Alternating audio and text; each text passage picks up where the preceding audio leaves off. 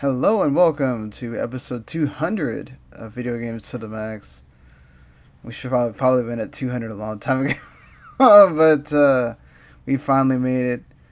The idea was to record the night of the Nintendo Direct, but that didn't happen. Then my daughter got sick, and then stuff happened. So we are recording tonight. But thankfully, in that time, I played a lot of games. Mark has also played quite a few games that we'll You've talk played about. also. Yeah, that you've also played. Yeah, it helps. Lately, that's been happening. So anything happening with you?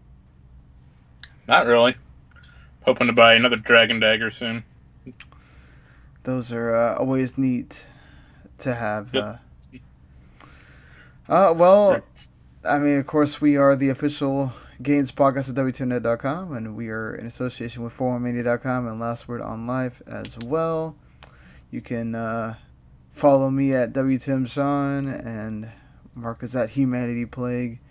And of course, you know, if you've heard our podcast before and you want to give us a nice little review on iTunes, that always helps. Go search Video Games to the Max and give that review or that 5 stars or whatever it is you feel like we deserve there. Or maybe you're checking us out on video on YouTube here.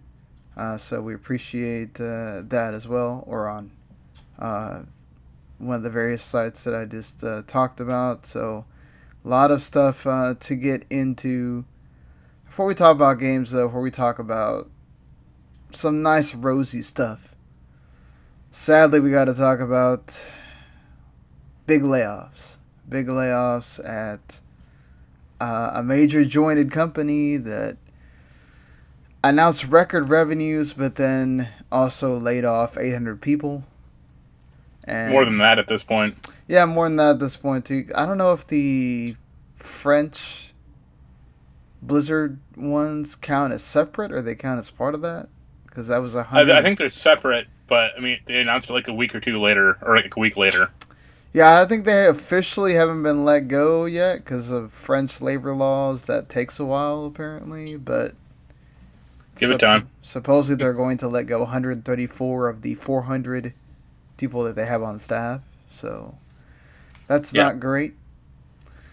The games industry has a bad. It's just the way it is with the game industry.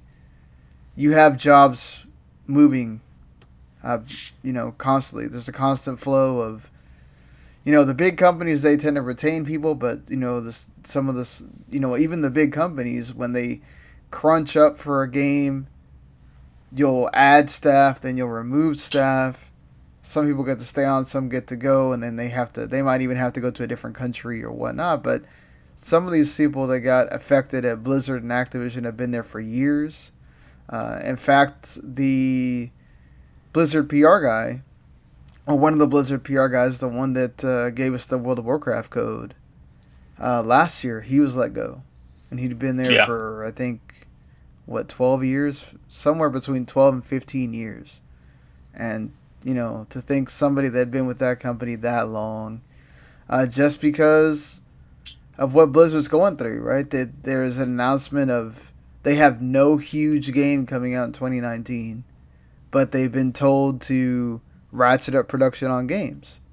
That's why they're making all these mobile games and everything else. It could help if Blizzard got it the hell away from Activision. I mean, could they at this point? No, because I think Activision technically owns Blizzard.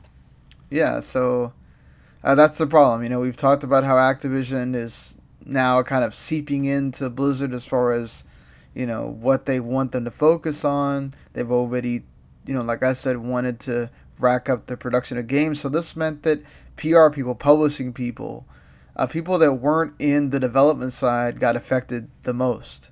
Destiny, they just lost Destiny 2, or Destiny period. So they had people coming to work that used to work for Destiny, that a lot of them got let go, and that also worked at High Moon Studios and everything else. Man, it's sad to see all this happen, right, for all these people. It makes me really question why they gave Destiny 2 away during Christmas. Like it was some like last ditch effort. I think that's what it was. Really, they were trying anything they could to get people to be playing Destiny. And, Yeah. I think by that point, I think the negotiations had already been happening, and maybe Activision was like, "Well, let's just whatever, try to get what we can out of it before we let it go off to Bungie." I mean, you want to know the really sad part is, at this point, Blizzard has more franchises than Activision. Activision has Call of Duty and Call of Duty. Yeah, Call of Duty technically crashed and Spiral or reignited or. I mean, yeah, but they're not gonna make another one. I mean, they just mined those games out for, re-releases. I mean, Crash Team Racing will probably do okay, but it's not gonna, sell 20 million units or something. Yeah, that's true. I mean, that's the thing is, also got to think about Blizzard's esports got hit the hardest as well. Well, I see.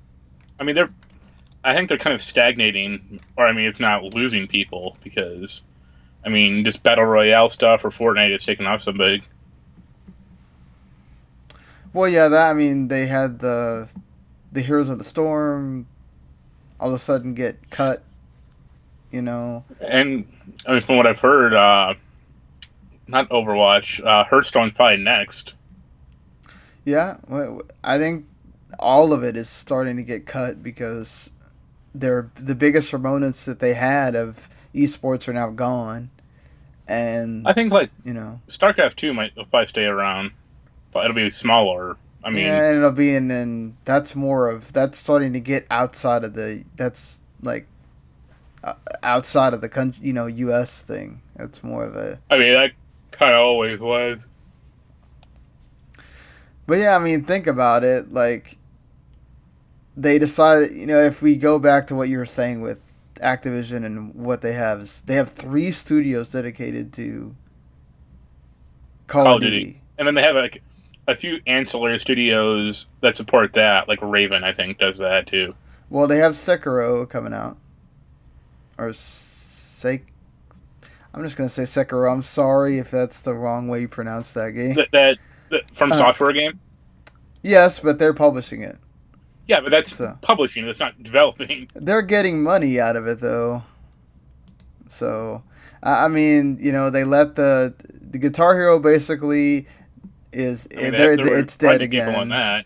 They canceled the online service that had most of the songs, so they started refunding people, which I was like, wow, I didn't think that they would do something like that, but that's nice, I guess. When I heard, it's a bummer because, I mean, I know you're a big Rock Band 4 guy, but people compared those two, and a lot of people seem to like Guitar Hero Live more. Yeah, they just didn't keep supporting it. That was the problem. Whereas even though Rock Band's only getting 2 songs a week, they're still supporting it and making. Well, I think Guitar Hero had they had that live channel thing, but they had also a pass, spend $5 or whatever, and you can play any song you want for 24 hours. Right. Just what Rock Band should have had, a decade ago. I don't know. I don't think that that's their problem, is the DLC model. I mean, it's $2, and they only put out 2 songs a week, and I mean, I only buy songs every now and then. I mean, they release 2 heart songs that are, awesome, and then I'll go maybe a month without, if something else comes out. So it's not as frequent as it used to be. They know it. They're basically just keeping it alive for the people that are playing it, and I guess that's cool. Yeah. I mean, they let Skylanders kind of die off. That's gone. Yeah. Tony Hawk has been dead. And they salted the earth with that one. Geometry Wars, they decided not to really bring that back either. Geometry Wars 3 was a weird game. Yeah, certainly. It's, like you said, They lost the Marvel license, the Transformers license. So yeah, when Bring, you sit there and look at their games from the past, I want to say 5 years or so, it falls into those categories. Trying to bring back Pitfall, I guess. Yeah, right. I mean, that's what they did for the most part, was a bunch of licensed games. Uh, you know, Ninja Turtles, all Nickelodeon, a bunch of Nickelodeon stuff, Yeah. and you're going. I mean, to their credit, Call of Duty is still doing Call of Duty numbers. But it's still not as big as it once was. Clearly, because they all but said it underperformed. So Yeah, all I mean, right. it's still number two. I mean, Yeah. but if you have these lofty expectations every year, which to their credit, they did announce that the one that's coming out this year is going to have single player, but Good, I might actually buy it then. uh, but they were saying that because it's not Blackouts, which is the franchise of Call of Duty that does the best, they're expecting it's not going to do as well. So maybe that will help them in the long run or whatever. Yeah, I mean, I guess it depends what era the new game is set in or what unique hook it has. Yeah, honestly, I'm sitting here going through the list of games, like franchises that I don't know that they have anything that they could just bring out of the mothballs. No, I mean, they really don't. I mean, Blizzard has, I mean, it may not be doing too well, but they have Warcraft, StarCraft, Diablo, the big three. Yeah, exactly. Blizzard has. That's why they're making Blizzard make more games, because they know that Blizzard has the franchises that can get people to buy games, whether it's mobile, whether it's expansions. For Hearthstone, which is probably one of the reasons why Hearthstone's had so many expansions. But People are. I mean, but Hearthstone is kind of stagnated too. Oh And yeah, that's the for problem. sure. Like, Activision's whole model is running something into the ground. And that's sort of what they do. And then like the meta's not just that, the meta stagnating, people are starting to go to other games. Luckily, I think for them, Artifact didn't pan out, or it looks Yeah, like it didn't. Gwent is there. not the same thing. Yeah, Because I think it's pretty story based. right. I'm trying to think of anything that's. I mean, there's a few Steam other card games, but no one. I think the Magic game does fairly well. Yeah, I think most of the ones that people are playing right now are sort of mobile based. Yeah, So, but yeah, I mean, it's at the end of the day, it's number one, it's awful for these people that the only ones that kind of knew anything were the ones that were. I mean, to be fair, it's a legal thing, right? It's called a quiet time where they can't say anything. yeah, Um, Not every job. Like, luckily for me, when that happened, they had to let us know that the store was closing.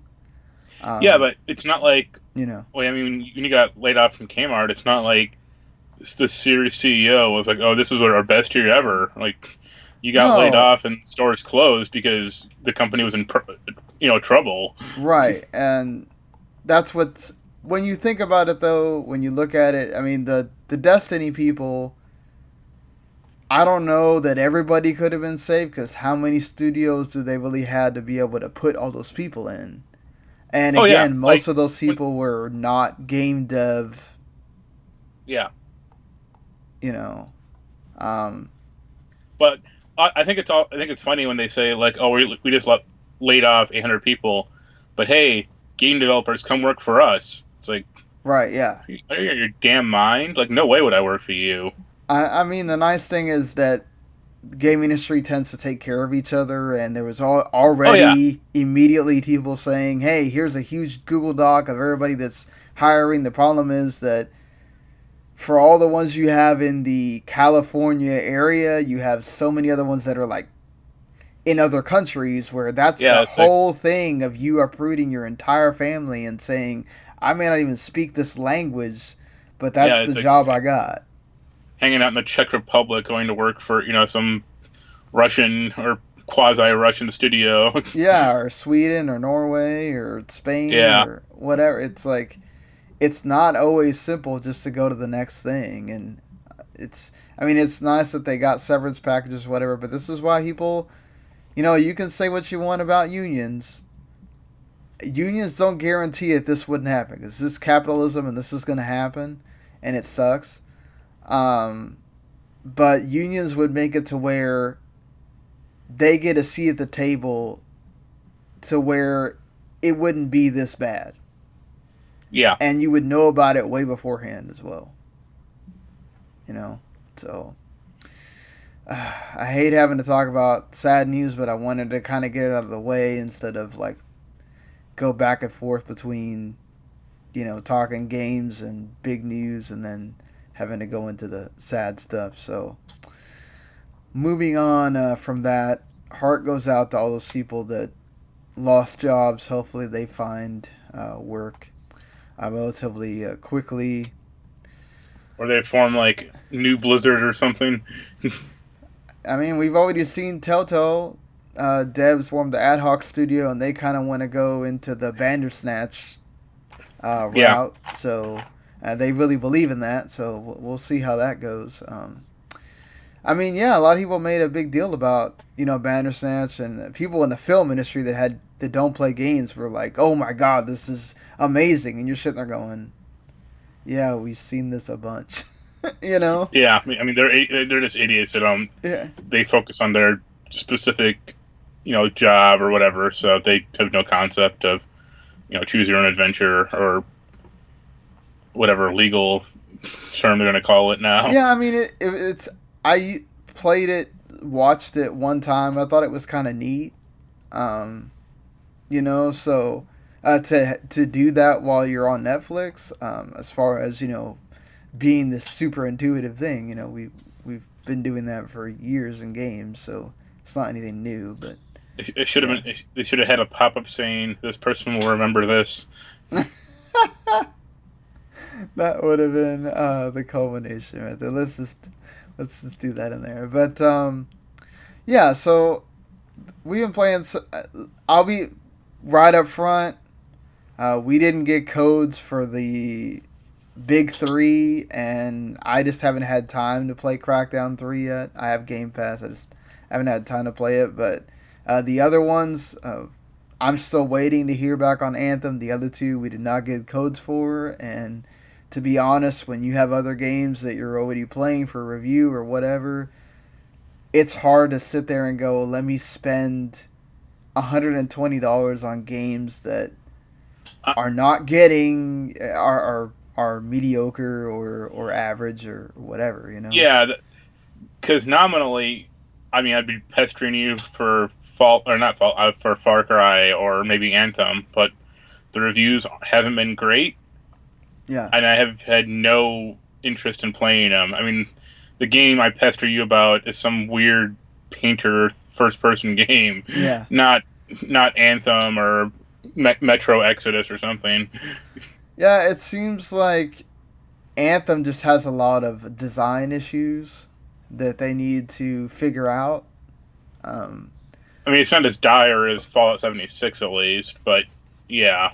It's stuff that I think they can fix over time. It seems to be especially problematic on PC, and it has like issues with warping. Like you're trying to start a mission and it warps you in, and you have no idea where you are, where you are in the mission. The place where you start at is very slow, and your people walk really slow, and it doesn't deliver the story very well either. So. Hopefully BioWare can get that fixed. I'm sure it will still sell well, but I'm wondering if it's going to be deemed a success by EA or not by the time. No, I can assure you that it won't be. I think that Metro seems to be like they made it too big, is the big thing I keep seeing. Is like it's too big and takes away from what makes Metro great. And Well, I mean, it's not yeah, literally not set in the metro anymore. Like you're that in a too. big open world. So yeah, It's. I mean, I saw was it Jim Sterling talking about he kept running into stuff yeah. constantly. Crackdown 3 seems to just be more Crackdown, which if you like Crackdown, then you know, I'm. I mean, yeah. I do, but I like Crackdown 12 or yeah, 12 years ago. Not I also think that that was kind of weak for all this time you've been waiting, and then the multiplayer isn't really the multiplayer at launch either. I mean, the Um, fact you get two executables when you download the thing is kind of sketchy. yeah, that too. Far Cry seems to be more Far Cry. It there's a lot more to Um, look at. yeah, From it's more colorful, but that's about it. I mean, that being said, if you like Far Cry, then I'm sure you already paid the money for that. The two that we're going to talk about that are fairly recent, obviously Jump Force also came out this week. Both of us have been playing it. I don't know exactly where I am because it doesn't really have chapters. It Well, just the story is bad. the story is all over the place. Like, I think you asked me how to start the story, and it's like I responded with like I'm not really sure. Yeah, you have to go. Okay, number one, the bad thing is the hub world is ridiculously big for no reason whatsoever. Yeah, Like, they try to paint it as like a social space or something, but I only see 20 people running around at any given time. well, I mean, to be fair, if you choose to play online, which I did when I was playing it a couple of hours ago, Oh, so do I. Yeah, but there's.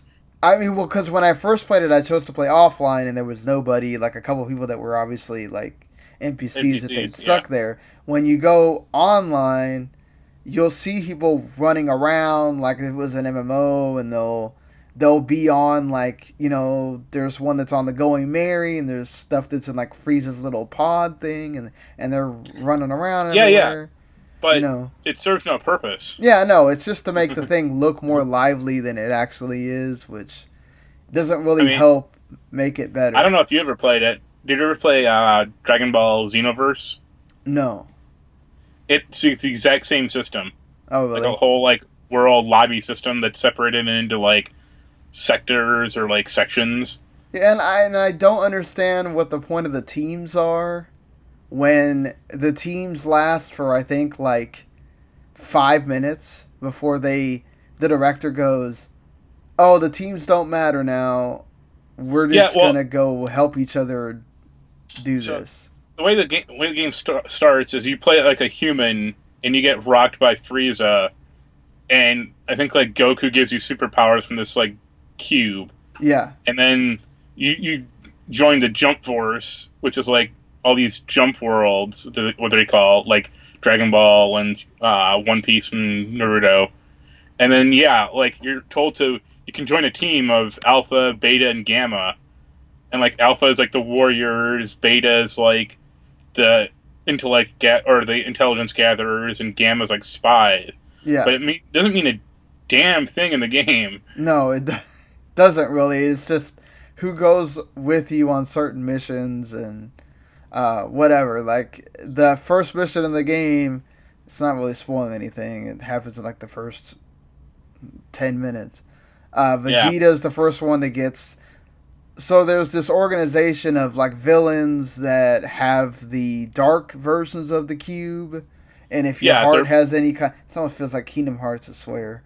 so they're basically corrupting people. Yeah, Yeah, and so they corrupt Vegeta, and Trunks is technically on Naruto's team. So Trunks and Naruto go to Planet Namek, and that's the only time that you hear something about the teams because Naruto has to give Trunks permission to go to Planet Namek. yeah, and And then once you unlock Vegeta, he joins a completely different team from Trunks. yeah, it was like okay, but the actual fighting isn't great either. I like the fighting. Yeah, Well, I it agree with seems you that it's kind of all over the place again. Like, uh, it's really it's really brain dead easy mhm. until like the AI difficulty spikes for like no reason, and then you just block everything and throw them because that's unblockable. Uh, I mean, I and had a certain problem with like sometimes the block button doesn't work all Yeah, the the controls seem a time. little. I mean, I'm on PC and you're on Xbox One. Yeah. The controls seem a little laggy in spots. Yeah, exactly. Like there's times where the block will work great and I get to block the whole super move, which is weird. And then like I can't block a freaking a bunch of punches. And Yeah, I'm like okay, whatever. and And there's no reason should be a team game because you have three people on a team and they all share the same life bar. I think that was like their one way to make it different than Marvel vs. Capcom or whatever, or Fighters.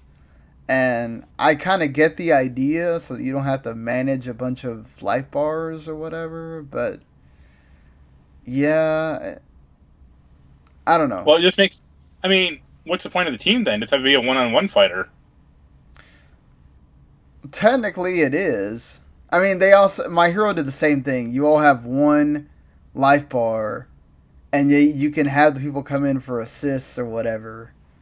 I think one of Um, the Naruto games did the same thing also, and maybe Xenoverse too, for all I know. I mean, it works in practice. Like the fighting is fun for a while, and like you said, until like it took me forever to. I got to the part where you meet uh, the main villain that's apparently the one that's shooting out the cubes.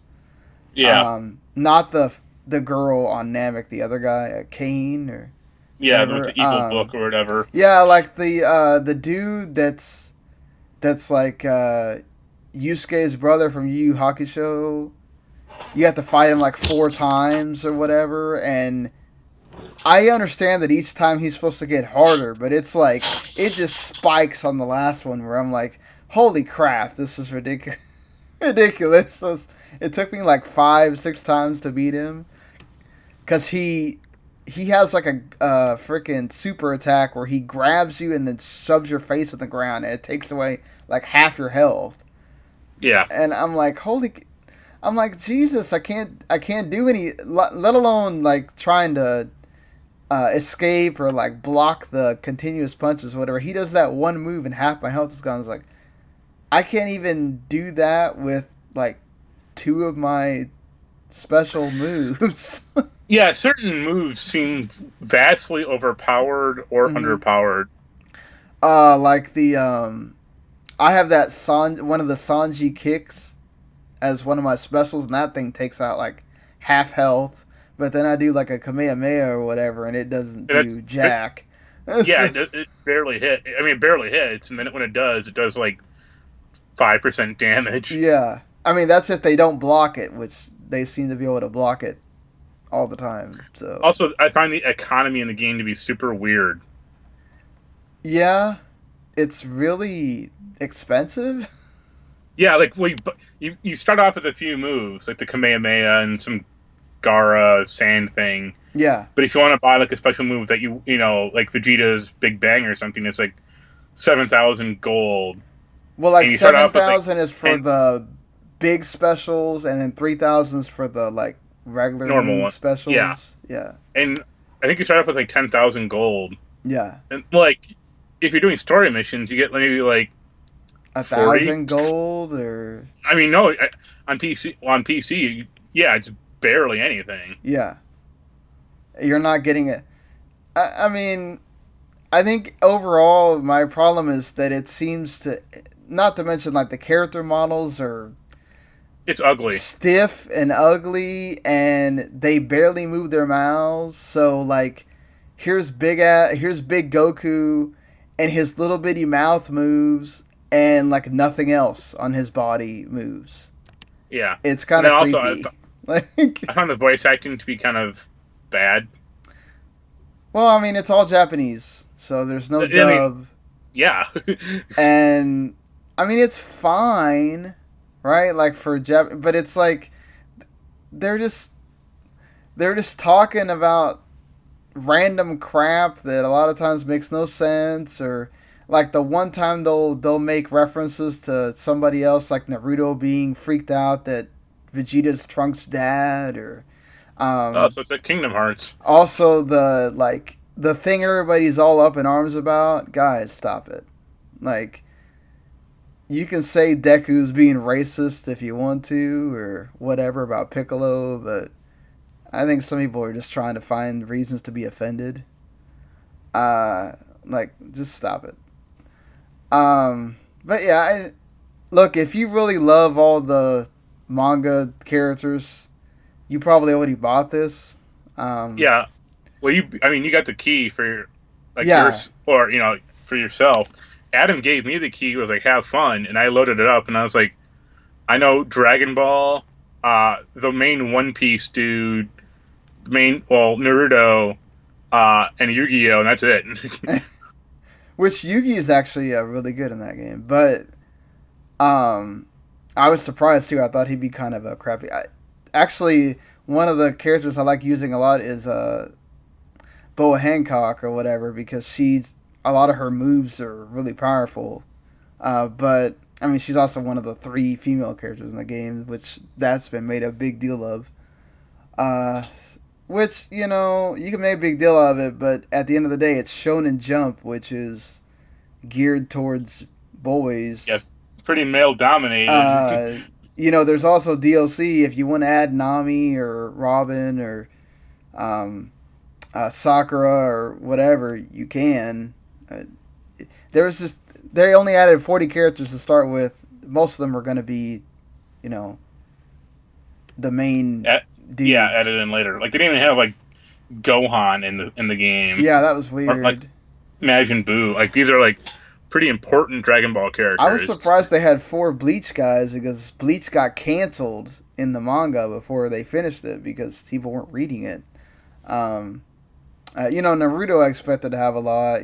One Piece got a lot. That's expected to. It's one of their banners that it's still going.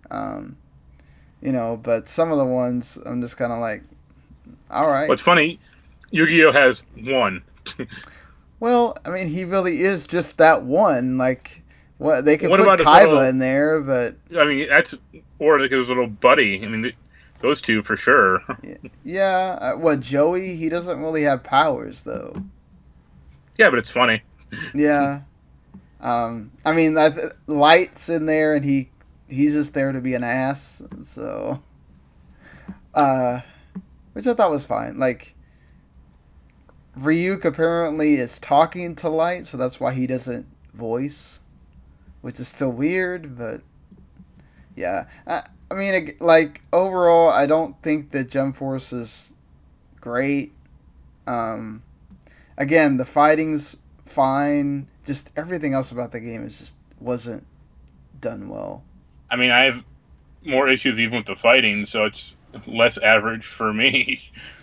Yeah, I haven't gotten far enough to be bothered with it by now, but I'm sure by the time I get to like this set of I mean, missions that I just got to, I'm gonna be tired of it. I at least think it's better than like Dissidia. I mean, I don't know how much that's saying anything. It's Well, when you played Dissidia. Dissidia, like that was a way more confusing mess than this game.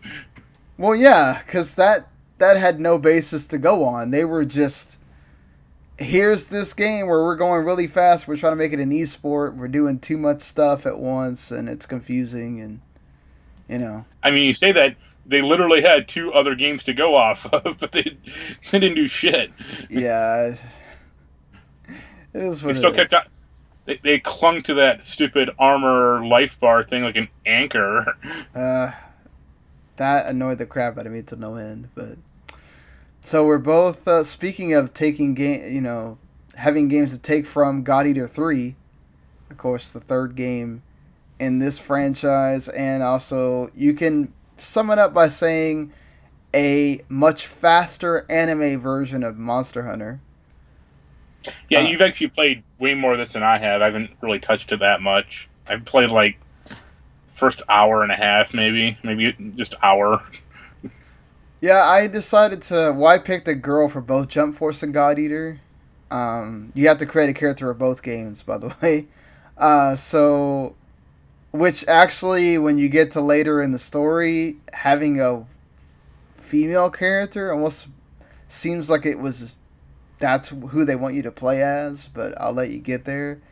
Um, yeah, so I love the fact that it's really fast. Like, you don't have to put a whole lot of thought into what you're doing, other than obviously you have to dodge the big boss that's in when you get to. Obviously, when you start, there's not bosses in those levels. When you get further along, you start getting like mini bosses to end the Yeah, level. Um, yeah, I mean, I don't know. What'd you think of the little that you played? I mean, it seemed a little confusing or like overtly confusing in spots, but it seemed fine. Like the last one. Yeah, they have a lot of systems in there that I'm not touching. Like, I'm not going to make bullets. So you can make bullets. And in fact, if you keep playing the game, they'll add, like, where you can add curves to the bullets and you can add all these other different things to them. I don't even use my gun, to be honest. I just melee the whole time. So I know that that's probably not what you're Yeah, supposed to do. wait until you hit the 24th mission where it's all bullets or something. Uh, I mean, I'm in like chapter. There's not chapters, but I'm pretty like I want to say almost halfway through, or like at least a fourth of the way through. I don't know what that number when it says story and mine's at like 25 or whatever. If that means 25% or what that means. It doesn't have percent next to it. Um, but either way, like I haven't run into. I'm sure if I was playing on hard, there might Oh be a yeah. reason for me to. I'm playing on like normal. I mean, I'm sure there's probably some difficulty spike eventually because that's what Monster Hunter did too. Oh, I mean it does get like there's mini bosses that will kill you, and you like you can die, and if one of your people doesn't revive you, um, you have to like you pay a penalty or whatever in your how much you get in the stats at the end. Uh, Yeah. I I also, well, I was gonna say I like the intro of the story where like a prisoner. Yeah, I mean that's a good theme throughout of like they're trying to overcome being prisoners to making their own lot in life or whatever. Um, Obviously, your character has special powers that you'll find out later why they're Yeah, important. But like, yeah, it's I just like the fact that it's like just really fast paced actiony. Your AI partners actually are good. They help you. You can like resonate with them so that you can get like special abilities. Like one person will heal you while you're like paired with them. Another person will like give you like better stats, and like they have the burst thing. The burst stuff is really cool. Um, and of course you have to use your god eater to devour the yeah, enemies so that you bodies. get Yeah, stuff to craft your weapons and upgrade your weapons and stuff. And there's that system's also very complex if you want it to be. So there's a lot there. If you like Monster Hunter and you just thought maybe Monster Hunter was a little bit too hard, God Eater is like a nice like in between yeah. there. It's also in the levels I played. The levels seem smaller than Monster Hunters Oh too, yeah, which they're is much good. smaller. It's like you just go there. It's the same thing every time. That's the only thing I would say is like it doesn't really change Yeah, much. It's the same thing every time. You pick a mission. Yes, the like levels change, right? Some of them get longer, but it doesn't really matter. You're just going on the map, finding where the enemies are, which it indicates on the little mini map, and then you fight the mini boss and go on. Um, yeah. so I would say, maybe Monster Hunter has a bit more complexity in that it's more of like a lived-in world and it keeps moving along and stuff. God Eater doesn't have that. So, um, anything you want to talk about specifically?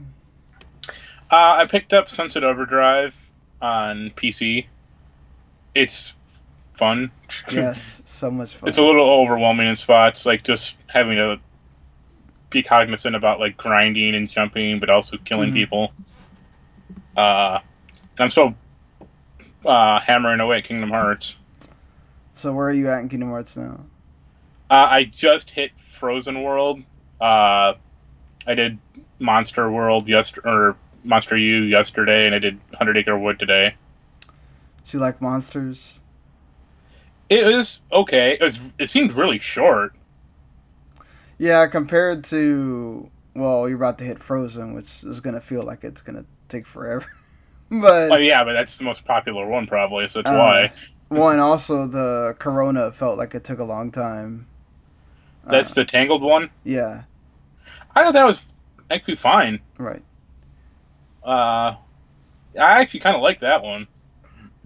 I kind of like the one store that, like, I liked Pirates and Big Hero and Monsters more than the other ones, but Wait, yeah. You didn't like 100 Acre Wood? It's For all the half hour it took to play? yeah, to get the Keyblade's fine that you get. It's just kind of weird. Like They've always had yeah, they've always had Winnie the Pooh in those games, and it's like, why? Like, well, they're fun, at least I guess, the first but, one, Winnie the Pooh, kind of made sense. yeah. After second, that, they third, were just like, putting him in there. yeah. Should have made a Gargoyles world. That would have been cool. Yeah. You understanding the story at all? Hell no. No. If anything, I'm understanding it less. That's always fun. And I finally, like, you had to tell me how to upgrade the stupid gummy ship, so as you can tell, the stories aren't explained that well in the game. Yeah, I thought it was cool that they added, like, bosses that just appear for the gummy ship, but other than that, it's the gummy ship. So. Yeah.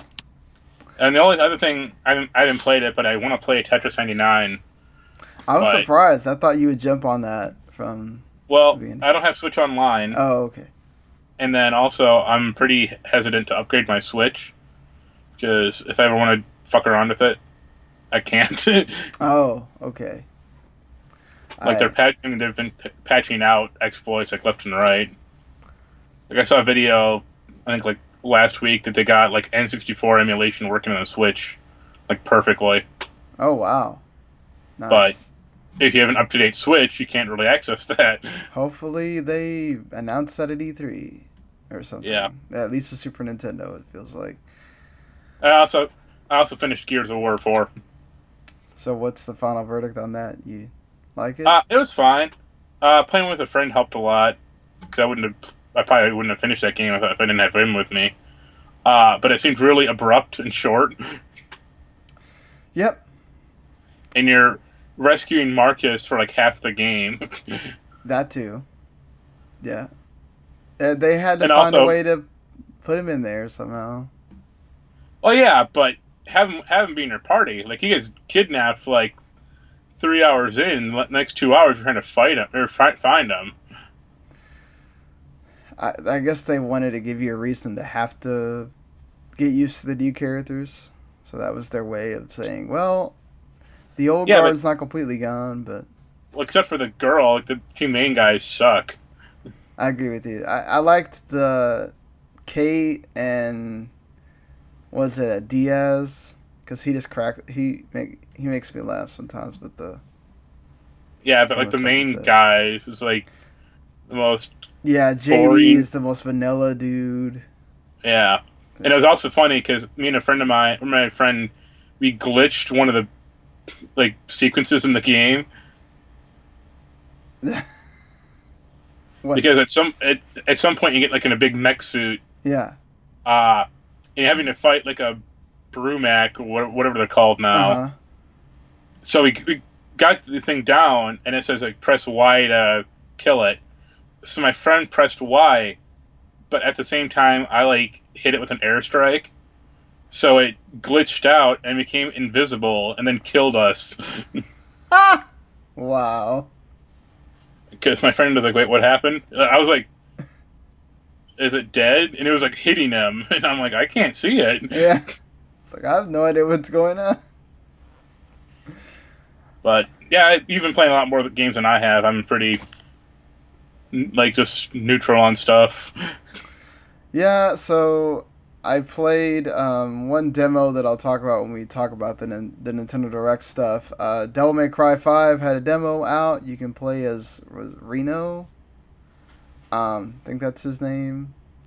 The one with the short hair. Okay. Well, it's not Dante, and it's not. I don't know who the other person is. So, Virgil. like I think the new thing is the arm. Like you have these like robotic arm things that I forgot what they're called. It was the first thing I played before I started playing all these other games. Now I've forgotten the names of things. But I like the like it's just all free roaming. There's not really any like load times. It's just the chick comes in with the trailer or the RV. You get out of it. You start killing demons. You have the arm thing that allows you to like. You can even skateboard on one of them, or you can just like shoot like big beams of charge at them and stuff. It's really fun. Like you fight this big old demon boss at the end, and then the demo ends. Yeah, I really enjoyed it. I might check out Devil May Cry 5 when it comes out pretty soon here. So Good luck. Yeah, I've heard Dante's even more fun, so we'll see how that goes. I think the only Devil May Cry game I actually liked was that DMC game from Ninja Theory. Well, isn't that like different than the other ones though? That's why I liked it. Yeah. I'm holding on hope, at least. Yeah.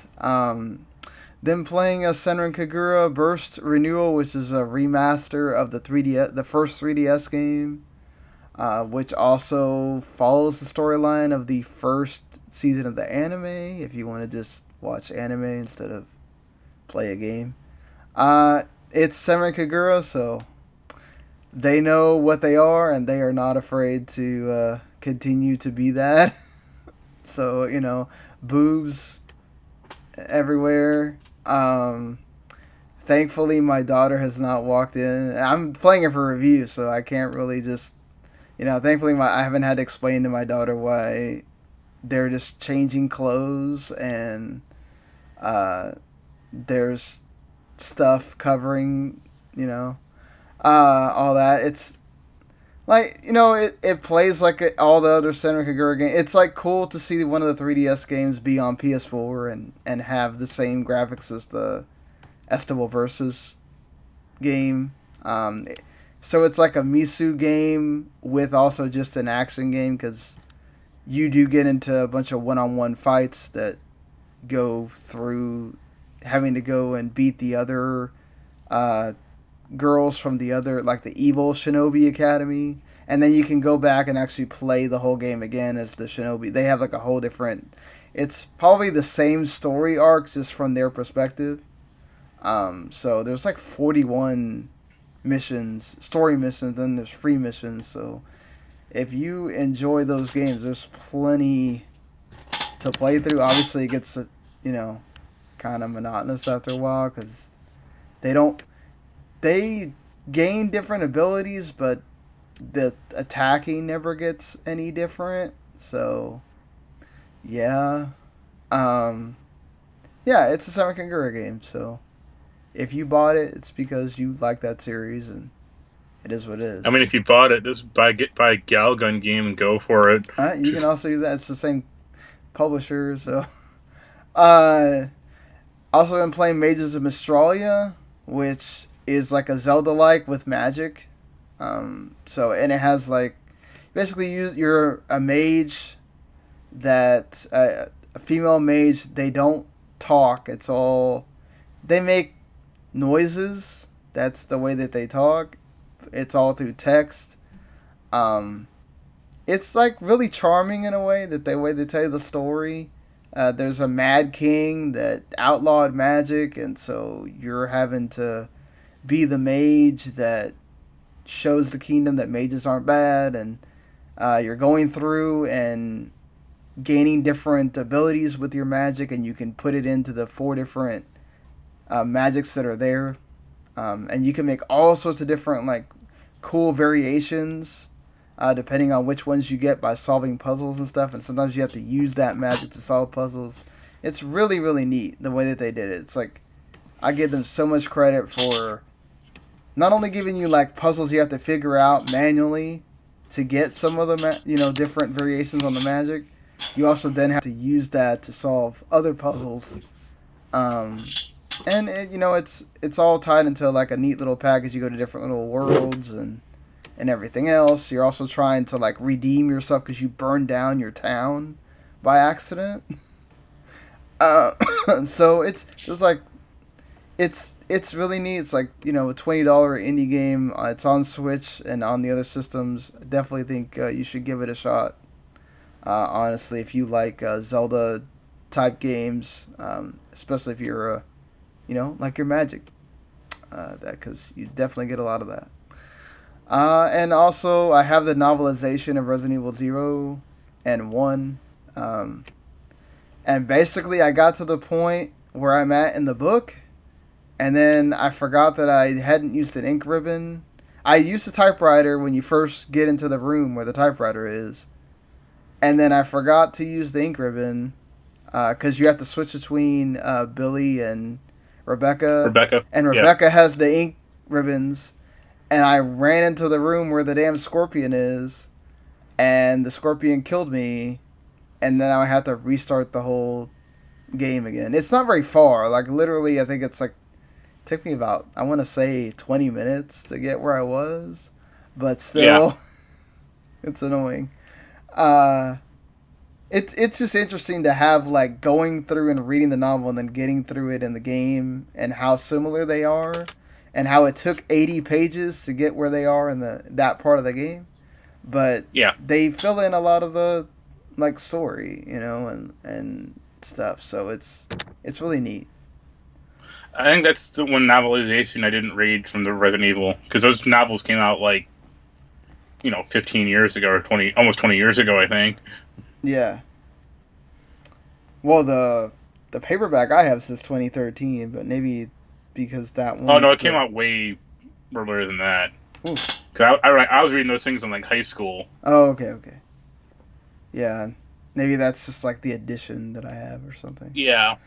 Because the author wrote, she started with the Resident Evil 1, and she wrote 1, 2, and 3, and then Code Veronica, and she wrote a few, like, in between that aren't based on a book. Like, she just kind of pulled it out. And then, Resident Evil 7, or the book 7, Resident Evil 0, that's the last book in 2004. Yeah. Yeah, the first book came out in 1998. Oof. Now I feel old. I mean, I was in high school when I was reading that thing. So was I. Yeah, I'm surprised they didn't have her or somebody do one for Resident Evil 4 or something at least. I think somebody just stopped, or they might have stopped paying her, or they might not have sold also. Right. That too. Also, she takes it.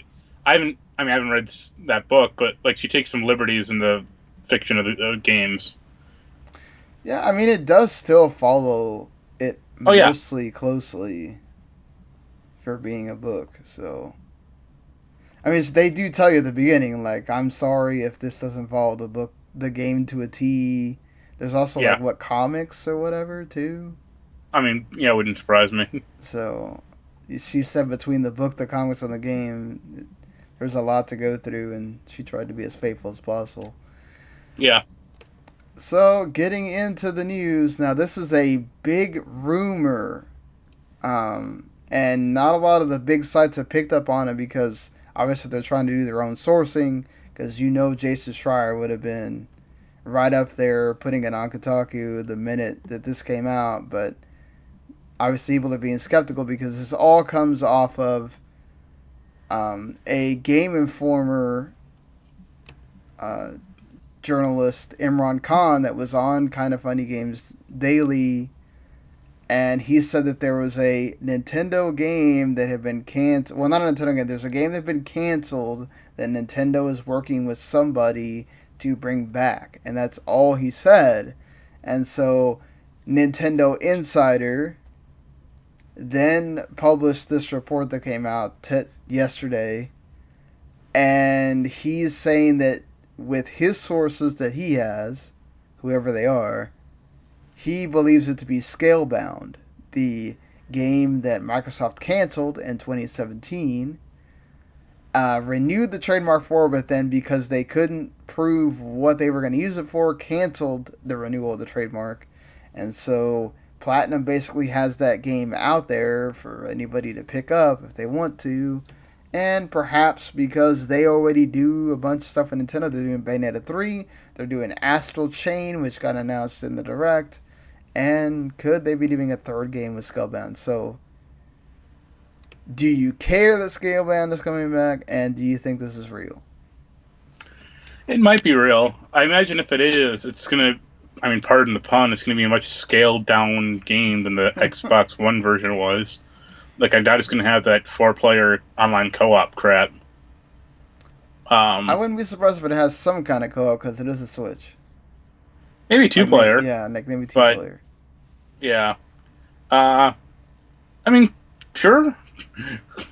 I like Platinum games well enough. I was excited for Scalebound, so... They just got bounced off the game I was really interested in for this year, which was that Grand Blue game. Yeah, I mean, supposedly that's not their fault, though. Yeah. I mean, I saw people, like, when they said, like, oh, it's a canceled game, people were, like, thinking it was going to be, like, Mega Man Legends 3. It's like, no. Yeah, I think people were wishing too much there. It would have been really funny if it was Silent Hills. That would have been great. Like, just out of nowhere. Like, Konami just says, hey. If you sold Silent Hill to Nintendo, here you go. That would be awesome, by the way. Just go ahead. Take it, Nintendo. I mean, if it comes out and is good, sure. If not, no skin off my nose. I never thought that game looked great to begin with. Yeah, it didn't look great when they showed it off at that final E3 that they showed it off at. Well, that was like that 4-player co-op stuff. That looked terrible. But I mean, even besides that, it didn't look like impressive. No, that's what I'm saying. It could be a Switch game because it didn't look like it was just ultra Xbox One ready or anything. Yeah. So, I wonder how much scaling down, if at all, that they really had to do, if this is, true or not. Yeah. Few things I wanted to get to before we get to the actual Direct here. So, Sean Layden decided that he wanted to do this interview with Game Informer. And this didn't really make him look good by the end because he goes on here and says, yeah, we're open for business when it comes to crossplay between PS4 and other consoles. Like, yeah, let's do it. Like I don't know why people keep saying that Sony's not allowing it and whatever. Yeah, let's just do it. So, Wargroove just came out, and Finn Bryce, CEO of Chucklefish, says, literally Wargroove is crossplay with every other system except for PS4 because we were told in no uncertain terms is this going to happen. Sean Layden, do you not talk to your own PlayStation account people? Like, why would you go and say this and then you I mean, have, yeah. he's probably so much higher on the chain that he probably doesn't talk to those people.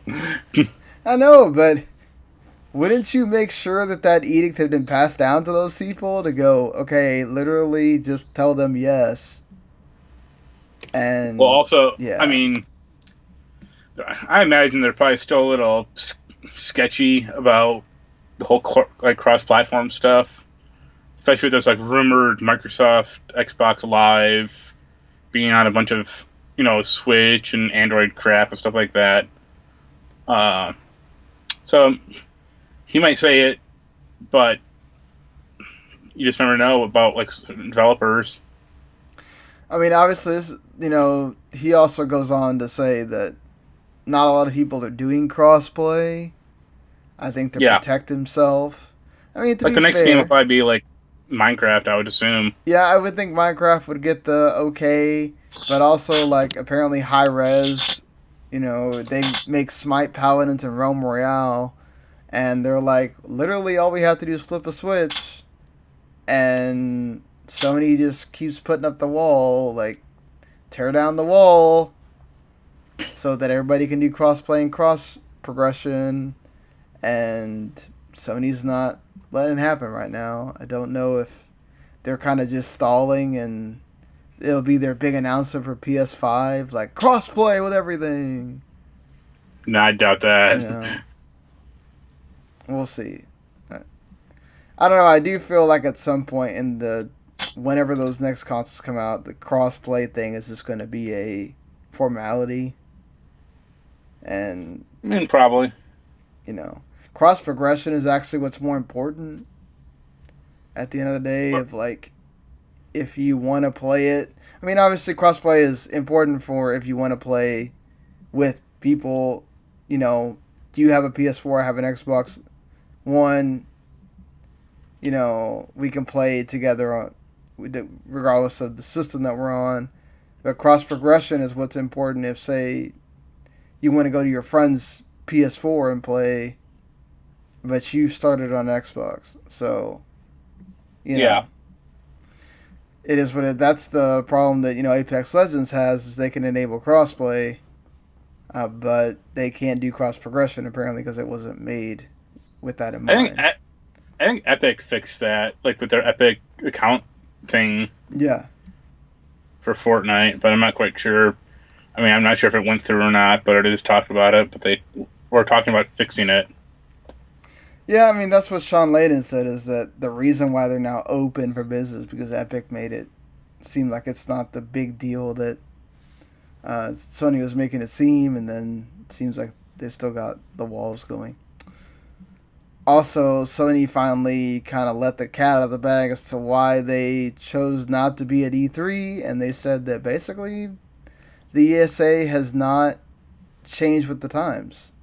They're still doing a trade show while also putting way more people in the building and then not changing what the show is. So Sony just kind of wants to go direct to consumer, and I don't really blame them, honestly. Yeah, but also Sony's lineup this year is pretty paltry. I don't know, the way Sean Layden talks, though, I think that they have no interest in going back to E3 unless E3 changes. I mean, maybe, but I mean, E3 will kind of always exist in one form or another.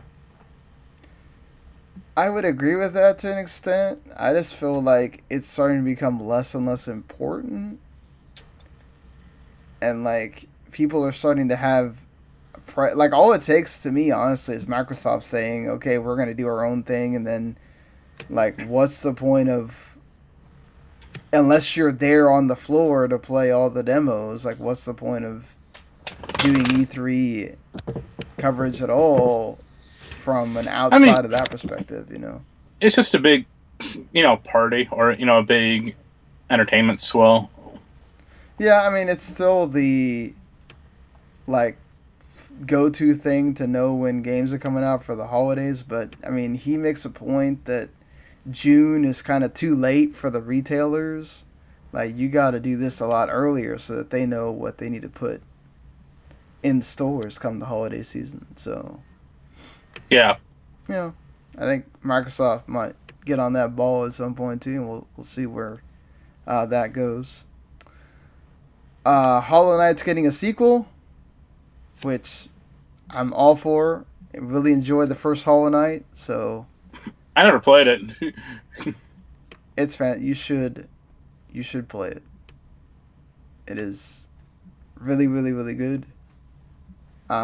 This basically kind of does the Shovel Knight thing, where one of the big enemy becomes your next character that you play, and that's what you're doing in Hollow Knight Silksong. Is you're playing against the main villain. You're playing as the main villain, and you get to do a bunch of stuff with her spear and stuff with the spider webs and all that stuff. It's coming to Switch and PC first, and then the other two consoles later. So the unimportant consoles. Yeah, I mean, it came to Switch last, so I think that when it came to Switch, a lot of people started playing it. So I think they're trying to correct that and put it on the indie game system first, I guess. Yeah. Also, Final Fantasy 15 may not be getting any more DLC aside from the Arden DLC, which comes out next month, and the anime prologue is out right now. But you can read all about what would have been in that DLC in a book called Final Fantasy 15: The Dawn of the Future, which is what the entire package of DLC was supposed to be called. That's going to be 2,000 pages long. I'm actually interested in reading this because I always wanted all those DLCs to come out, so maybe we finally have the full story of Final Fantasy 15, which is so weird to say.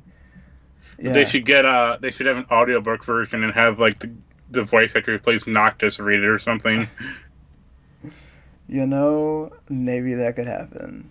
I could see it happening for Japan at least. I don't know about international, but it's coming out in April for Japan. It's coming out internationally at some point. So I will pick it up when that actually happens. So are you... I won't. I'm good. You're good. You're like, whatever. I mean, the story in Final Fantasy 15 is not existent. Yeah, it's... You gotta watch way too many things to get the story. Yeah, just like Kingdom Hearts. It's like, watch that movie, watch the anime, play all the DLC games, then that doesn't even get an ending. Yeah. Have fun with that. Yeah. Alright, so getting into this Nintendo Direct here that happened on Wednesday. Super Mario Maker 2 is happening for Switch. But it doesn't have Super Mario Bros. 2, so fuck that game. They could add that DLC. No, I'll actually give this a shot, because I didn't play the Wii U version, because I don't think anyone did, really. Yeah, I played the 3DS version. I was never going to make anything, but I loved playing the levels that were there. Yeah. I probably won't make anything either. I'm not creative in that type of headspace. Right. The biggest thing is looks like you're going to be able to play 2-player, because Luigi is on the box, and they made a point to make that 2 show up very slowly. You also... I think everyone just expected it to be like a port of Mario Maker. Yeah, exactly. So. I mean, that's cool. They made it its own thing. We'll see how much from the old game comes in. There's also stuff from 3D World with Cat Mario. Yeah. And the slopes. The real thing people would want is them going okay, everything up to this date in Mario Maker 1 is now in this game as well. I doubt that'll happen. Yeah. That would be cool. I doubt that'll happen too, but we'll see. Nintendo does crazy things sometimes. Yeah. No 3D Mario stuff, but... No. That would be too hard for people to do, I think. I mean, someone hacked something to work for like Mario 64. But I think, yeah, it's just too complicated for most people to wrap their head around. Yeah. Uh, I mean, I still think it's cool that this is coming, and it's coming to Switch, and you know, another thing, obviously, the big announcement at the end was Legend of Zelda: Link's Awakening. The Game Boy game is getting remade for Switch, no 3DS. Thank God. I mean, look, I like my 3DS. Well, the 3DS is. I mean, they think they said that the 3DS is dying faster than they expected. I said, no, it's not. If the 3DS is dying exactly the way most people expected. Yeah, they have Kirby's Extra Epic Yarn, and then basically Atlas is like the big company supporting it with the Etrian Odyssey Nexus that just came out, and then the Persona Q2. And after that, I have no idea what's coming to the 3DS. So Here's a fun side note. A few nights ago, I ordered a Japanese copy of Zelda: Link to the Past for Super Famicom. hey, that's a great game. So why not? I mean, I already have an American copy, but hey, it was $9. Why not? Are you excited for Link's Awakening? Oh yeah, I actually like that one. A fair amount. I remember playing it as a kid. That was like my only Game Boy Color game for a long time. I wonder if it'll have some of the more screwy systems, like, being able to steal from the shop, and then if you go back in there, you get killed, or, you can unequip your sword and equip more items for yourself, or something like that. Yeah, it'll be interesting to see how much, if they take anything out, or... I do like the art style. Do you like the art style? There's a lot of people complaining. Oh, it looks fine. It looks a lot like 3D Game Heroes, actually, to me. Yeah. It's top down. I guess my question will be, like, are they going to add stuff? Because they're going to add stuff. It's Nintendo. I mean, I could probably breeze through that game in like 3 hours, if I really put my mind to it. Yeah, I think they will. It's what Nintendo does. Yeah. Fire Emblem Three Houses got the majority of time, and they have now seemingly turned it into Fire Emblem Persona Harry Potter. So, I almost fell asleep during that 10-minute long thing. I'm sort of interested, but I don't want to be the teacher. Like, I don't know how that's going to work, if they're going to... Like, there's a story mode where you're the teacher or whatever. Is there going to be times where you're one of the 3 houses, or how that's going to work? I mean, obviously they try to make it more like high school-y. The 3 houses thing seems like a Harry Potter sort of take there. It's cool that this is now on Switch, and it's coming out in July now, so I got delayed a little bit, but I don't know. It's not one that I'm like... I don't think I'm going to buy day one. I'm going to wait. But you're not going to buy the $100 special edition? Oh, heck no. Heck no. They burned me with frickin' the last game, where I bought that stupid $80 edition, and there's too much going on. And yeah. Never again. I mentioned Astral Chain. It's the new game from Platinum Games. Comes out at the end of August. It looks really cool. I like it. It looks like it's got some Nier, like co-op Nier with some other things mixed in. You're playing as like futuristic cops. I'm down for that. Yeah, that looks cool. I'm excited for Box Boy coming to Switch. So that's coming April 26th. Box Boy plus Box Girl. You got 270 stages, and then you can play as Cutie. So that's awesome too. Maybe one I'll play with an eye on. Might take her a while to figure out how to help me, kind of like the Captain Toad Treasure Tracker stuff, but I'm fine with that. Well, didn't they show that Unravel 2 is also hitting Switch? Oh, yeah. Yes, that too, but I'm not that excited about that. Huh. Dragon Quest 11 is hitting that we knew this was coming to Switch, but it's going to be the definitive edition, Dragon Quest 11S Echoes of an Elusive Age. Jesus, can we get a less ridiculous title, Nintendo? Thank you. Probably not. It's gonna have both English and Japanese audio tracks, and it has I love the 16-bit graphics thing from the 3DS version. Like, that might make me want to double dip.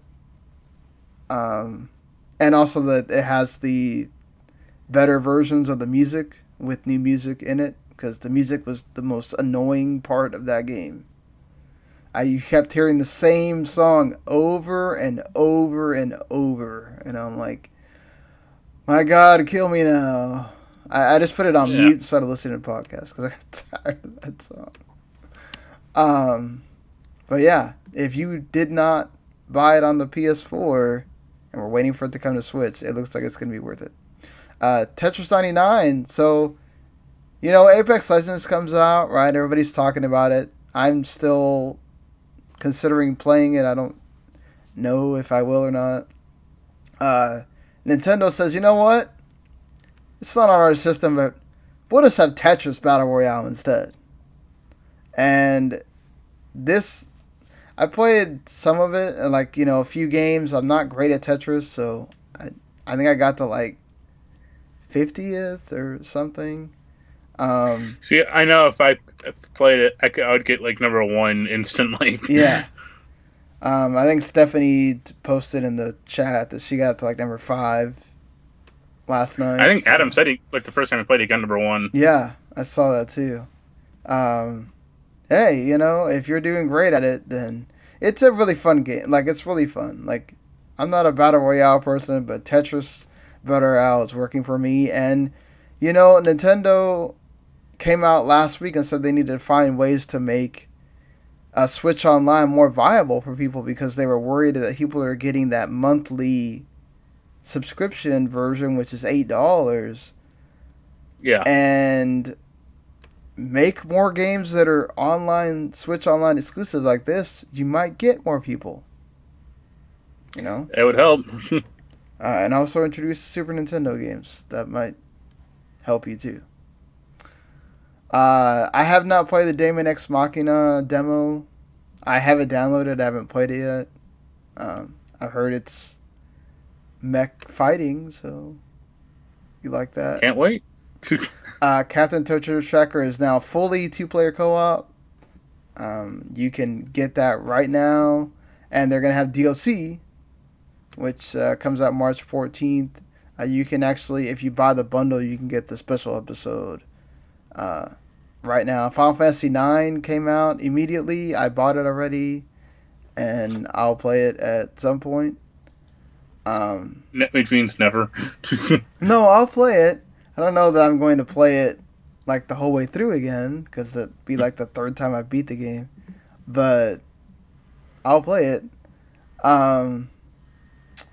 It's just the mobile PC PS4 port. It's also $21, so I don't know that everybody's going to be jumping to buy that, but it's number one. Should have bought Okami for that price. I already bought Okami.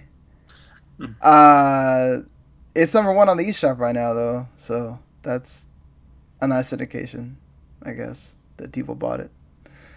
Yoshi's Crafted World demo also came out, which I played that, and it's Yoshi and his Crafted World, and it's really cute, and Anaya really liked it, or watching me play it. I think I'm going to let her play because it's super freaking easy. And it seems like from people that have played a lot more of the game, it doesn't get harder. So I guess if you want one of those relaxing games on your Switch, that might be it. Yeah.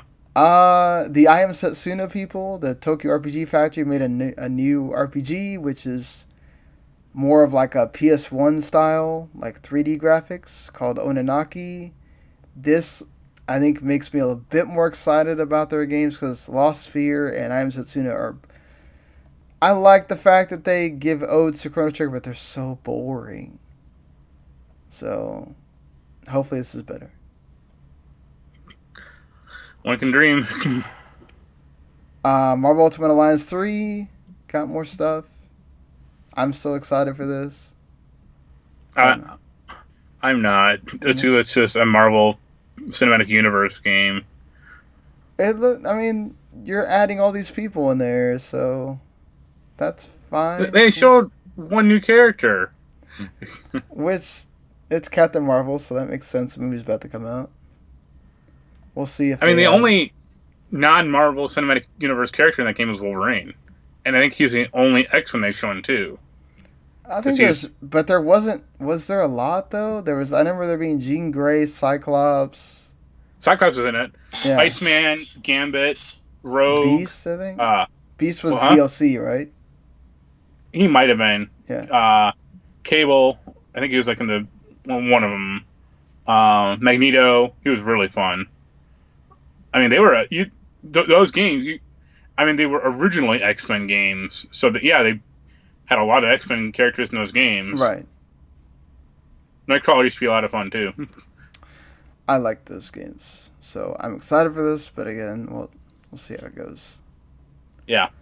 Rune Factory 4 Special and Rune Factory 5 are coming. That was a total surprise. I didn't expect these two to come, it's basically like Harvest Moon, but there's dungeon crawling elements. So maybe. Yeah. It looks like a what is it? That farming simulator game. Stardew Valley? Yeah. Yeah, it's Harvest Moon, but they fight. So that's good. I've kind of always wanted to do something besides just have the farm, so I can't say that I've ever played a Rune Factory game, so sorry if that's your bag. Yeah. Let us know in the comments if you really like Rune Factory, why. I will say, they keep tempting me with Starlink. Add more things to Starlink with Star Fox, and apparently now it's permanently $20. I might buy it. That is essentially a Star Fox game at this point, because that's just not coming to the PS4 or Xbox versions. Right. One, Star Fox was like the big hook. Yeah. For it, so if you got it on the other systems, which I don't know why at that point, unless you just don't care about Star Fox. Yeah. Yeah. I'm still hoping that Grand Prix game comes out, but the fact that they haven't said anything about it worries me.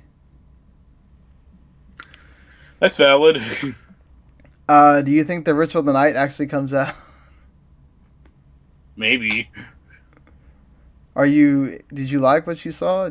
Are you excited for it? Which one is that? That's that Bloodstain. Oh, yeah. That'll come out. I'm a little... who knows if that date is accurate, but I think it'll be this year. Yeah, I think people delayed it so much that...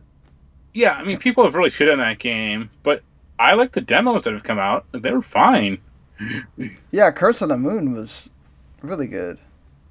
Well, like the backer demos. Oh, yeah. I've played on Steam, and they felt a little weird, but yeah, they were okay. Yeah, I'm sure it's going to be fine. The game is 3-dimensional, so that's why it feels a little awkward compared to like Castlevania Symphony of the Night, right? Which is just a pure 2D game. Mm-hmm. It's like, yeah, of course that game is going to play better. Yeah, we'll see how that goes. Just to sum up other stuff really quick. I don't know why Assassin's Creed 3 is coming. That looked straight up terrible. That looks so bad. Awful. Again, I hit the ugly stick, man. Like, running like 15 frames a second. Grid Autosport did not look good either. That's I think an older game. Yeah. No, might be the same year. But it's like crap. Like Hellblade, understandably looked like they brought down the graphics because that game was beautiful on PS4. Yeah, but that game is not a 5-year-old game. Yeah. That game did not launch on other systems, or the last generation. And why Like, Assassin's Creed 3? Like, isn't that, like, regarded as, like, the worst one? One of them, yeah. Probably because they had the work done from the port of, the AC3 coming out, like, next month on other systems. Oh, okay. Because, yeah, if you're going to port a game, port AC4 or Brotherhood, or, like, that AC trilogy that came out. Yeah. Dead by Daylight, which didn't look good, but that game doesn't really look that game never looks good. Anyway. It was funny. I was watching the Giant Bomb stream, and I don't think they even knew what the hell that was, because I think it was Dan. He was like, is this a mobile game? Yeah, of course, we have a huge Dead by Daylight player in Stephanie in the chat, and she was freaking out. That was like, you already play this on PC, like, come on. Yeah, that game, like, it's not like the Switch has like a cellular network, or you can just play it anywhere. Yeah. You gotta be tethered to whatever online thing you're on. I am sort of excited for Dragon Quest Builders 2, so I'll be happy when that comes out. Deltarune is free at the end of the month, so there's that. Chapter 1. The trailer that they showed was kind of funny with all the dogs. Mortal Kombat 11 added Jade, and of course someone was mad that apparently she isn't as sexy as... Yeah, I saw a video actually by a woman talking about, like, oh, Jade needs to be sexier, and it's like, who cares? Dead! She's dead, yeah, also people! She's a zombie. Like, come on. Get over it, folks. Like, like I said earlier, there's Senran Kagura out there if you want sexy. And I'm sure, like, Milena and Katana will still come, and, they'll be all sexified or whatever. So. Well, it's like someone was complaining, like, Scarlet is called Covered Up, too. And it's like, have you considered that these games aren't being made for, horny 13-year-olds anymore? Yeah. Or that they, like, the developers grew up? Like, why can't you? Right. It's like, they're thinking about this being shown to esports. I mean, they just had, what was it? DOA 6 showed a demo, and it was so scantily clad that they had to cancel it. Yeah, that was pretty funny. Which, I mean, Senran Kagura had that problem too, but that was sort of expected. DOA still, the fact that they're still like that after all these years, I mean, I get it. That's part of the allure of that series. I mean, that's why they had those beach volleyball games. But still, I mean, grow up, people. It's fine. It's a game. It doesn't have to have people looking like that. Especially, again, she's a freaking corpse. Also, it's Jade. Who cares? Yeah. I'm surprised they're not asking for, like, the Devora or whatever to also be like that they announced, like, a few weeks ago. Yeah. Yeah, so that Direct I thought was really good. I know that they didn't announce Animal Crossing or Pokemon or whatever. I feel like Pokemon's going to get its own Direct. Animal Crossing was always going to be an E3 thing. I think people got their hopes up a little bit too much. Yeah, people were, like, freaking out. And it's like, yeah, they weren't going to show it here. I'm still wondering are they going to port Metro Prime Trilogy? I mean, that was, I think, the biggest mystery, or, like, the thing people were expecting that didn't show up. Because I'm starting to, like, get worried as, like... But doesn't Metroid Prime 3 have, like, a bunch of weird motion control stuff? It was on the Wii U, though. Well, I know one of them, Metroid Prime came to, that was a Wii game. Well, they were Wii games, but, like, the trilogy came to Wii U. Yeah, but the Wii U is a slightly different beast than... I mean, yeah, it was still using the Wii. Switch. You could still use the Wii remotes. Yeah. But technically, you have the Joy-Cons, though. they sort of do the same thing. Not entirely, but mostly. Right. What do you know? THQ Nordic bought another studio. Surprisingly, though, Kingdom Come Deliverance sold 2 million copies. I didn't think that it sold that well. Stewart liked it when he reviewed it for the site. Some people seemed to like that, some people didn't, and obviously had that controversy about the developer not thinking that they needed to have black people in the game. And yeah, the developer seemed slightly racist. Yeah. It's like, there was certainly black people in that time period. You just are choosing not to put them in there. Okay. Warhorse Studios hasn't made a game but that, so maybe you're going to get a sequel. I don't know. I mean, I guess cool for THQ Nordic, right? They keep buying all these studios, and apparently Darksiders 3 met expectations, so... What were the expectations? Sell 10 units? I'm sure it's someone that... Like, the last thing I heard about that game was I think they patched it to be like, this is how Darksiders 2 played, and so many people complained, here you go. Okay. Yeah. I know there's people that really like that game and whatnot, but it seems to be very few compared to Darksiders 2. Right. And like Darksiders 1 is coming to Switch like $40. Yep. Well, Switch tax, Always gotta be a little bit more expensive. I mean, if it was both those games for like 1 and 2 for 40, exactly. Maybe, but not 1. Right. I'm just kind of like, that's a little bit much, but all right. Harmonix announced Audica, which is a VR rhythm shooter. It used to be like Chroma. And it was a PC game. I remember when that game was announced, and I was like, oh, okay, cool. I still have that game like wishlisted on my Steam account. I hope it comes to PSVR at some point, because I want to play it. Because it feels like... only being on Rift and Oculus seems a little... I mean, Rift or Vive seems a little... I think they have a deal with Oculus because that Harmonix VR thing, the Rock Band VR came to Oculus. So, which that thing didn't do anything. I just wanted to kind of PSVR because it feels like the Fantasia game, but in VR. Right. So, and I never got to play the Fantasia game because I never connect.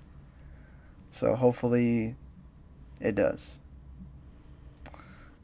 Yeah, like I want more PC or PSVR games. Well, plus, after Beat Saber, having something like that doesn't hurt. People seem to be enjoying Beat Saber enough, so this may help them. Outer Worlds is apparently not going to be super long or true open world, and obviously some people were not happy about that at all. That does not surprise me in the least. No, it doesn't. I mean, I'm glad that they're focusing on making a good game and not focusing on, oh my god, it's got to be huge and it's got to be 100 hours and whatever. Yeah. Like, thank you for focusing on what matters and not on the gimmicks that are of today, where sometimes you make something too open and it ends up hurting your game. Also, Catherine Atlas somehow decided to make controversy again with Catherine. It's coming out September 3rd, 2019, PS4 and PC in the West, but apparently they changed the ending and really... Well, they added a new ending, I think. Well, they added an ending where apparently... like there's a butterfly effect or something where all the character gets reset. Yeah. And like they make it to where Erica, who's trans, does not uh, convert or whatever, and or transition, and people were angry, and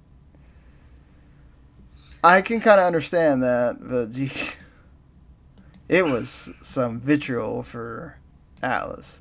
I mean, not to mention people were already mad that apparently everybody thought Rim was going to be trans and that she's an actually alien.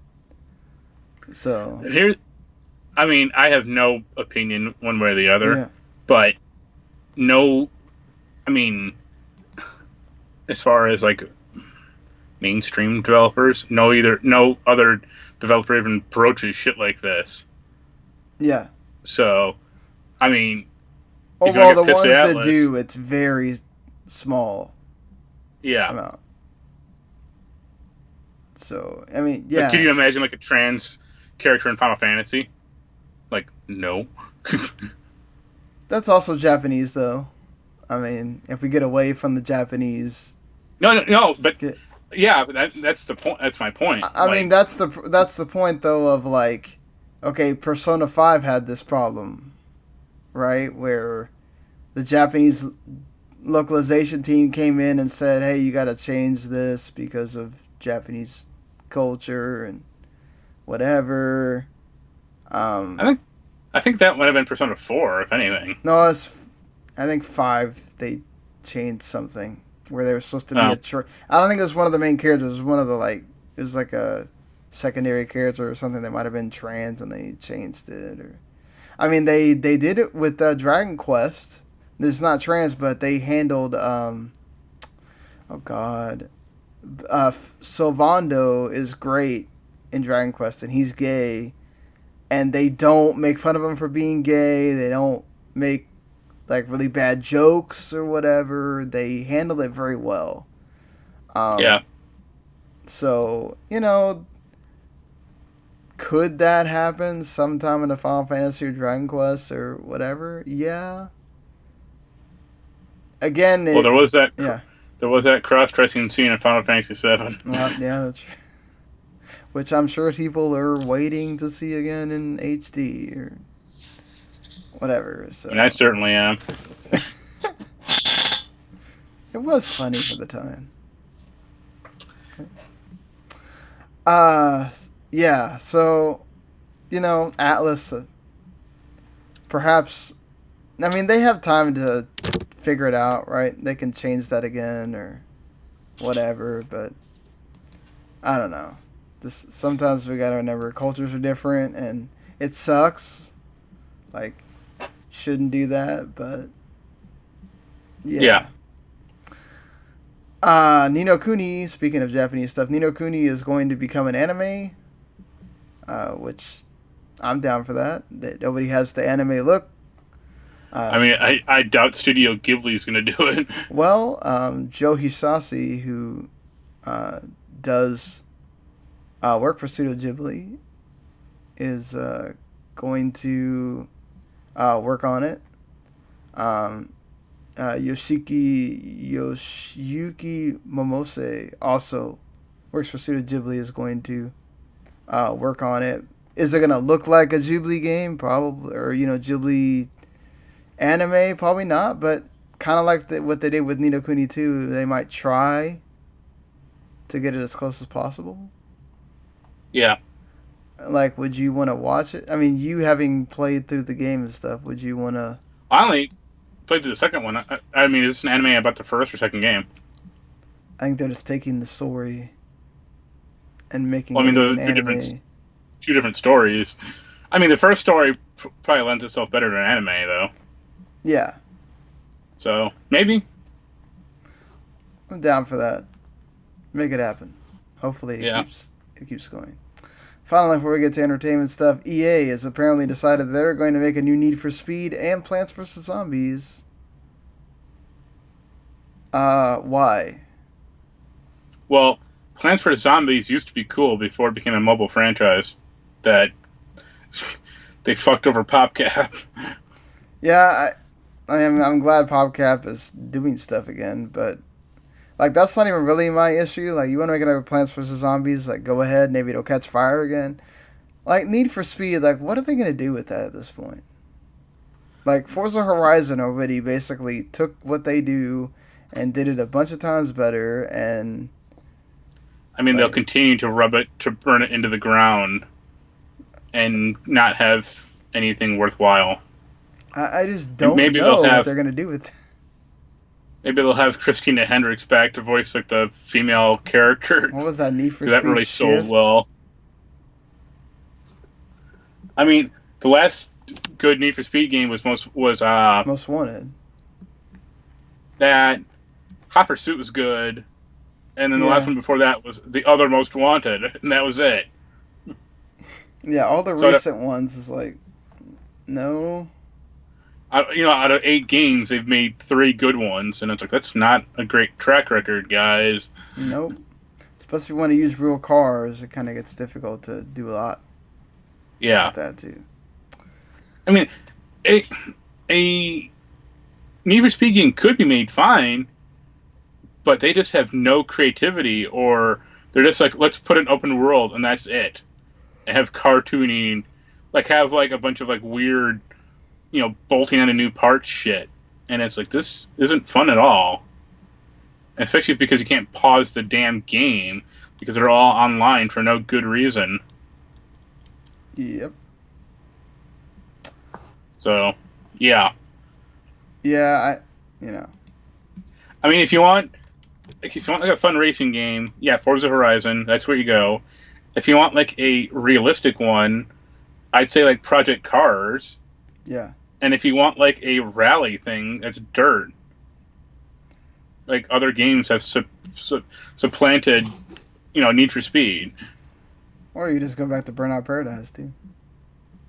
I mean, yeah, but that's a 10-year-old game. Right, but I think it could even do better than whatever they're gonna do for Need for Speed. I mean, the only fresh, and I say fresh loosely, is a like another police game. I mean that there's a reason probably why Rockstar has not even discussed, or I wouldn't say discussed. They could have talked about it, but we have heard nothing about them bringing back Midnight Club at all. Because No, because they probably feel like what's there to do. Yeah, or like remember like Project Gotham Racing? Yeah, but didn't that turn into that just got replaced by Forza basically? Yeah, exactly. Like, yeah, I mean, Ridge Racer, Bandai doesn't make that. See, Yeah. they did. A new Ridge Racer would be cool though because it has a very distinct arcadey feel. Yeah. But I mean, yeah, it doesn't sell. I mean, Nintendo won't make F-Zero.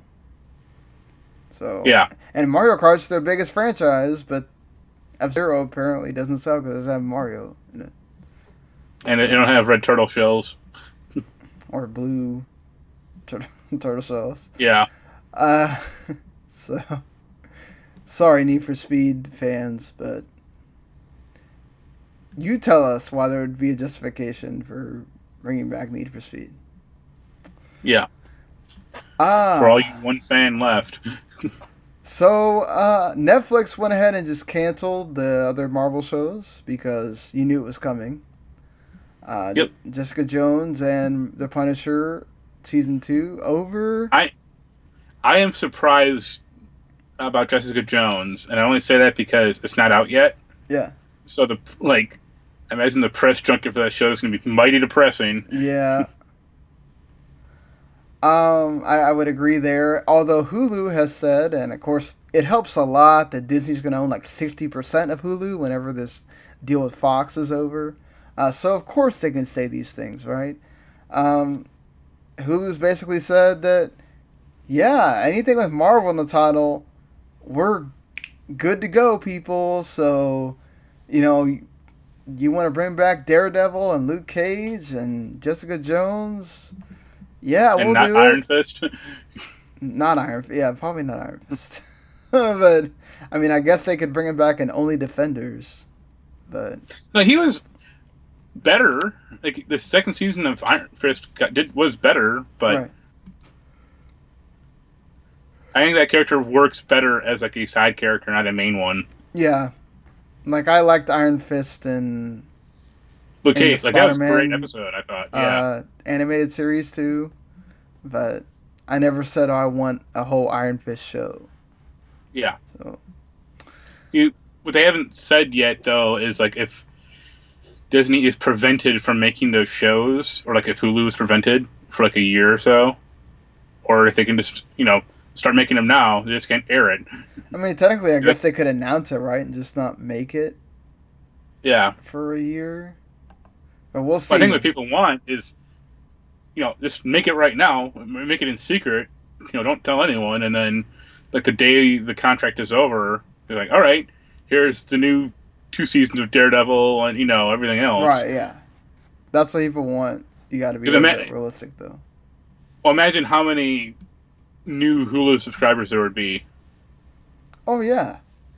Why do you think they're doing, even though they're lesser? Why do you think they're doing these 4 Marvel shows that I'm about to, or 5 Marvel Yeah. shows I'm about to mention? Because they're basically trying to do their own thing. So Hulu basically announced that they made a deal with Marvel to make Marvel's The Offenders into 4 different series. So there's Marvel's MODOK, which basically centers around MODOK. Patton Oswalt and Jordan Bloom are writing, so that's kind of cool. Hit Monkey, which I have no idea who Hit Monkey is. Yeah, It's I mean that's a more obscure character than anyone else. Cut, man. Yeah, It's apparently a Japanese snow monkey mentored by the ghost of an American assassin, and he goes through the Tokyo underworld and stuff. I mean, okay. Tigra and Dazzler. Tigra, sorry. What? Okay. it's late. I mean, Dazzler's kind of well known, but Yeah, and then Howard the Duck. Obviously, we know who Howard the Duck is. If you like 80s stuff, he had his you movie. think they'll get Seth Green to voice him? I mean, why not? I probably No, not, because though. he voiced him in the Guardians movies. That's why I say that. Why not? Like, yeah, he could. And then obviously they would have come together for the Offenders. Yeah. So, cool. Not something I say I would expect, but all right, let's see how it goes. I don't know. I could see MODOK and Howard. I can completely see. Yeah, Hit Monkey and Tigra and Dazzler. Yeah. The interesting thing is Dazzler's a mutant, so it's like I guess their holy war against X-Men is over finally. Well, Disney already said they're taking over the X-Men universe as soon as that deal goes through. So, and the Katie Pryde movie is the only one that's on right now, but that's a shame. The one I was really interested in was that Multiple Man movie with whatever his name is. I'm kind of interested in the New Mutants one. I mean, that's done. Yeah. Like, that's going to end up on Hulu at this point. Yeah, I'm waiting for that to get announced. I'm like, hey, we got a movie on Hulu right now. And also, like, I've heard that X-Men Dark Phoenix movie is in terrible shape as well. Yeah, that doesn't look very good. Yeah. But, like, they continually try to... I mean, this is the second shot at Dark Phoenix, and it's such a overwhelming story in the comics that it can't be condensed in a 2.5 hour movie. Yeah, like it'd be like trying to do like the Clone Saga from Spider-Man into a 2-hour movie. It's like, all right, good luck. That's why you'd hope Marvel could get in there and go, well, maybe we can do something about this. Yeah, but I mean the movie's done. Like, yeah, it's coming out. It has a release date. It's there. Yeah, unless like Marvel comes in and goes, oh well, let's add more stuff to it and make a second movie to finish it out. Yeah. I doubt it, but yeah. Netflix is making a animated prequel series for Transformers, the War for Cybertron trilogy, and it's gonna show up in 2020. Rooster Teeth is also partnered with them, which makes me excited because they do good stuff for animated. You know what? I'm gonna give it a shot. I'm down for some animated Transformers. Bring back Beast Wars, you cowards. Probably not. That's the only Transformers thing I know at all. Not even the movie? No, I never saw any of those movies. No, the original? No. Really? Okay. Well, it's before my time. You gotta watch it at some point. It's freaking hokey as hell, but you gotta watch it. To be fair, I'd never seen it until I was in college. Somebody just decided to put it on at a party. Yeah, because it came out like '84. We got drunk, and people got drunk and watched it. And I was sitting there. I was not drunk, and I was like, "This movie is fucking bonkers." It's like, what the hell? People smoking. Well, isn't like Leonard Nimoy and who's the other big? Like, there's another big actor in it. Yeah. Orson Welles. That's it. Yep. I mean, the soundtrack is ridiculous. That's where you got the touch comes from. Yeah. The Batman Ninja Turtles crossover comic is going to get an animated adaptation for sci-fi. Troy Baker is going to be one of the roles, so go him. Yeah. There are a lot of really weird crossover comics, particularly with IDW.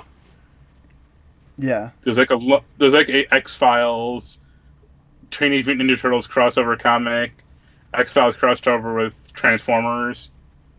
You know, they do a whole bunch of weird crap. That is true. And Tara Strong is going to be Harley Quinn and Poison Ivy. So, cool for her. It's funny because I have that Batman animated series on Blu-ray that came out like last year. I don't like Tara Strong as Harley Quinn. Oh, you don't? Why? Yeah. She's just too overbearing. I'd agree on that one. It's like I like Tara Strong. I mean, she's cool, but yeah, I don't like her in that role, and ironically, I don't like her as Batgirl either. Well, they're gonna have Rachel Bloom be Batgirl. Yeah. For this, so I'm interested. I'm always down for more Ninja Turtles doing something. So. Did you watch that? Do you watch the current Nickelodeon show? No. Did you watch the last one? Yeah, some episodes. That show ended on the most batshit ending for a show ever. It was amazing. What? Because they just had to end it or something. So. Well, I think they knew it was ending. So, like the last, I think 2 episodes are like a Mad Max. Like, it's not parody, but it's like an homage. Like, Raphael is Mad Max. Donatello is like in a robot body.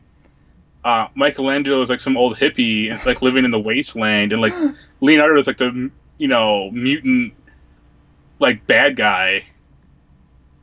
And it's like, what the hell were you guys on? This is great. Yeah, really. They were on something for sure.